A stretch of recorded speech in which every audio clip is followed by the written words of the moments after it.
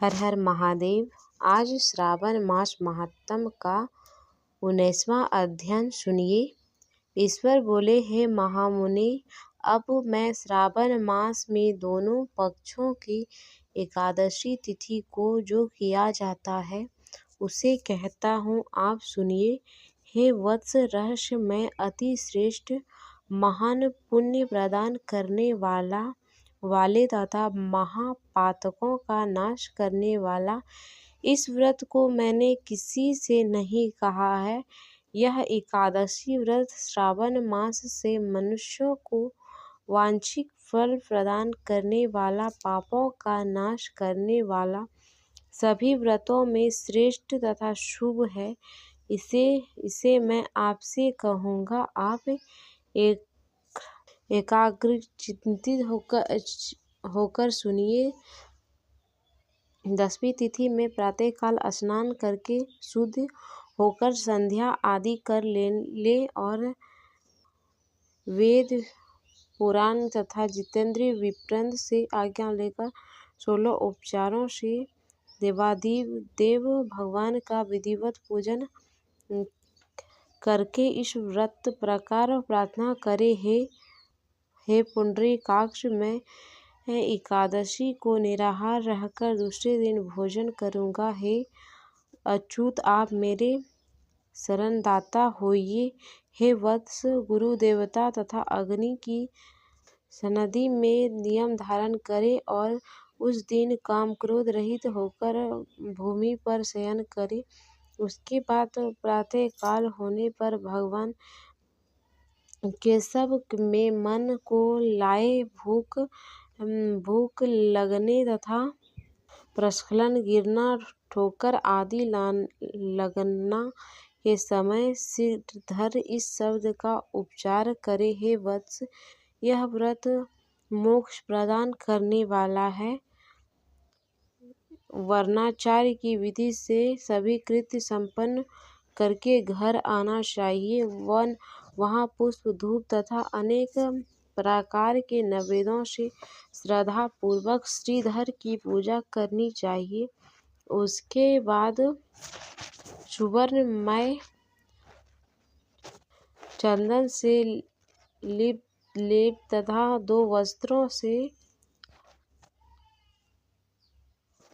आच्छादित कलश को स्थापित करके और शंख चक्र गदा युक्त देव श्रीधर की प्रतिमा स्थापित कर उनकी पूजा करके गीत वाद्य तथा कथा श्रवण के साथ रात्रि में जागरण करना चाहिए। इसके बाद विमल प्रभात होने पर द्वादशी के दिन विधिवत पूजन करके कृत्य होकर बुद्धिमान होना चाहिए कि श्रीधर नाम का जप करें। इसके बाद उन शंख चक्र तथा गदा धारण करने वाले देवदेश श्रीधर की पुनः पूजा करें और सुवर्ण दक्षिणा सहित कलश ब्राह्मण को प्रदान करें। इस प्रकार प्रार्थना करें, भगवान श्रीधर, आज आप मुझ पर प्रसन्न हो और मुझे अति उत्तम लक्ष्मी प्रदान करे। हे मुनि श्रेष्ठ, इस प्रकार उपचार करके जगतगुरु श्रीधर से प्रार्थना करके श्रेष्ठ ब्राह्मणों को भोजन कराकर अपने सामर्थ्य अनुसार दान देनी चाहिए। हे सनत कुमार, मैंने आपको यह श्रावण मास की शुक्ल पक्ष की एकादशी व्रत विधि बतला दी। इस प्रकार कृष्ण पक्ष की एकादशी में भी करना चाहिए। दोनों व्रत में अनुष्ठान समान है, केवल देवताओं के नाम भेद हैं। जनार्दन, मुझ पर प्रसन्न हो, यह वाक्य बोलना चाहिए। ईश्वर बोले, हे सनत कुमार, अब मैं द्वादशी तिथि में होने वाले श्री हरि के पवित्रोपण व्रत का वर्णन करूँगा। पिछले अध्ययन में देवी की कही गई पवित्रोपण विधि के समान ही इसका भी पवित्रोपण है। इसमें जो विशेष बात है उसे मैं बताता हूँ, सावधान चित्त होकर सुनिए हे महामुने। इस व्रत के लिए जो अधिकारी बताया गया है उसे आप सुने। ब्राह्मण, क्षत्रिय, वैश्य, शूद्र तथा स्त्री, इस सभी को अपने धर्म में स्थित होकर भक्ति पूर्वक पवित्रोपण करना चाहिए। इस प्रकार दिव्य कलुत्राय इस मंत्र से शिवजी की पूजन करें। अगर मंत्र ना जानते हो तो श्री शिवाय नमस्तुभ्यम का जप करें। स्त्री तथा शूद्रों के लिए शिवजी के द्वारा जिसके द्वारा शिवजी की पूजन करें। सतयुग में मणिमय, त्रेता में सुवर्णमय, द्वापर में रेशम का और कलयुग में कपास का सूत्र पवित्र के लिए बताया गया है। सन्यासियों को शुभ मानस पवित्रोपण करना चाहिए।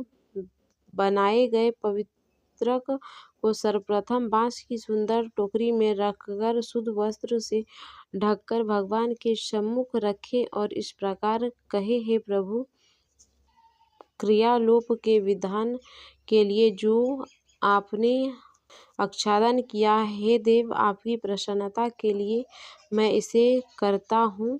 हे पवित्रक, वर्ष भर की गई पूजा की पवित्रता के लिए विष्णु लोक से आप इस समय यहाँ पधारे, आपको नमस्कार है। हे देव, मैं विष्णु के तेज से उत्पन्न मनोहर, सभी पापों का नाश करने वाले तथा सभी कामनाओं को पूर्ण करने वाले इस पवित्र को आपके अंग में धारण करता हूँ। इसके बाद पुष्पांजलि देकर रात्रि में जागरण करना चाहिए। एकादशी के दिन अधिवासन करें और द्वादशी के दिन प्रातः काल पूजन करके पुनः हाथ में गंध, दूर्वा तथा अक्षत के साथ पवित्रक लेकर ऐसा कहे, हे देव, आपको नमस्कार है। पूजा का फल देने वाले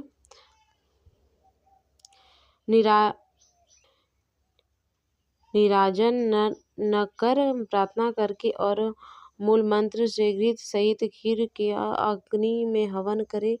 इसके